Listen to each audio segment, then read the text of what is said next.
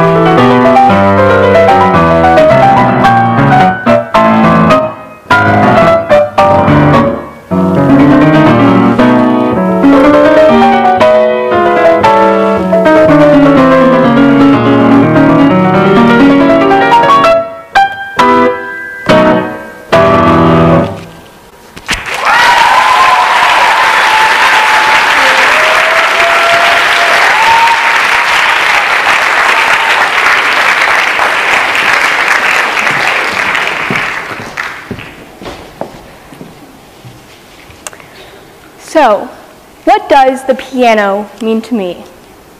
Well, for starters, the piano makes my world go around. Its rhythm is our heartbeat. Its melody is the gospel of our lives. I'm just kidding. I got that from my favorite website, Yahoo Answers. So, just 3 months ago, I was in a performance hall waiting for my turn to go upstage and perform my piece.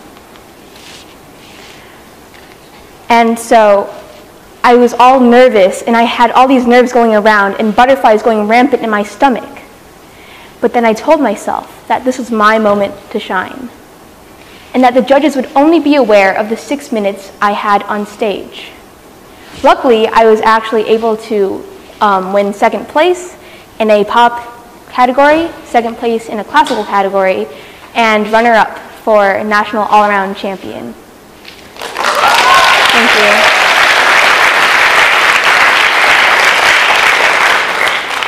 So while I was in the United States, I realized that there was a huge difference between what they were accustomed to and what I was accustomed to seeing in China. In China, people take a very traditional approach to music. And so even just taking my neighbors upstairs, for example, every night at exactly 9 p.m., I can hear the pounding words of the Chinese tiger mother. "Little boy, you don't practice tonight, you're going to die." And then I realized that I've had those exact words told to me too. And they were actually by my piano teacher. And so she would just tell me to sit down, and she looked me straight in the eyes. And this was the most devastating, absolutely devastating news I've ever heard. She said, "Angela, this is very unfortunate. I have to tell you something. I have to tell you that you're not going to be able to be Long Long." And I heard this and I was like, what? Dreams crushed, you know? But then she continued on and she said, "When Long Long doesn't practice for one day, a little bit inside of him dies. But when you don't practice for one day, you will literally die." But on a more serious note, the children in China aren't really given any freedom. One parent came up and told me that she only wanted her son to play the piano because she never got the opportunity to. They are willing to give up everything, time, money, and to some extent happiness. And we also have the Chinese teachers with their traditional methods. They're very strict and harsh, and there's a technique called the coin technique, where a coin is actually placed on top of a hand, and then when they play, the coin has to balance there. But when the coin drops, the teacher will smack their hand with a ruler. I mean, if it were me, I would just take the money and leave. But not everybody is like me. The Chinese teachers and students are more comfortable with more classical pieces and hardly expose the students to 20th century music and impressionistic pieces by composers like Debussy and Gershwin. But on the other hand, for the Western teachers, they try very hard to expose the students to these different styles. Taking my competition for an example, it's a requirement to enroll in both the classical pieces, classical category, and the pop category. These teachers use a very incentive-based way to motivate students. They'll say, "Good job, awesome, amazing," even if maybe it's not so good, but they also give stickers just to motivate these students. But when I was in the United States, I realized that these methods won't cut it for me. I'm the type who will be lazy and indecisive and just lounge around the house all day, looking at people on social media, just looking at their lives, because clearly I don't have one. It's just with the piano.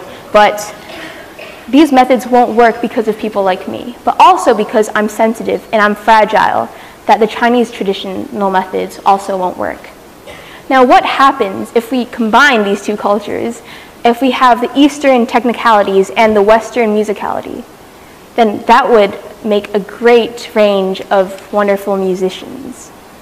But looking at our audience here today, we have some of the most brilliant minds. We are associated with some amazing faculty members, and we have the greatest classmates around the world. And so we must take advantage of that. Even from learning from the piano, we work the best when there's a balance of things. We flourish that way when we are fearless and when we are confident. The piano has inspired me to stand up here today to allow you guys to understand that if there's anything you wish to accomplish, maybe it's out of your comfort zone, I say just go for it. Because right now, the path to success all starts with a dream. I'm pursuing mine, and so I hope I've inspired you to pursue yours.